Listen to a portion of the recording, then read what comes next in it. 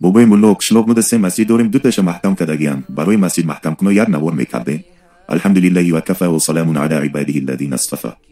بله اونهایی که مسجدهای خدا رو میبندند و به مسلمان ها اجازه نمیدهند که در آنجا نماز گزارند دشمن خداوند و دینش میباشند.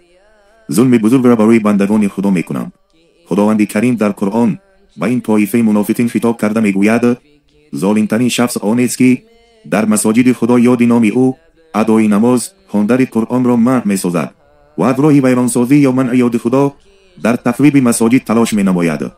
این آیت نشان می‌دهد که بستن راه به عبادت خدا از سخت‌ترین نمود ظلم است.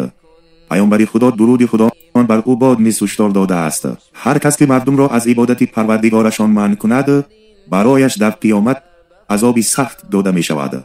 مسجد جای عبادت، ذکر و راهنمایی است، نه جای اختلاف. کسی که آن را ببندد نه تنها حقوق انسان بلکه حقوق خدا را پایمال می‌کند. با جای بستن باید به مسجد احترام گذاشته. ای آن کسانی که مسجدهای خدا را بند می‌کنند عذابی دردناک الله شما را منتظر است. دانسته باشید.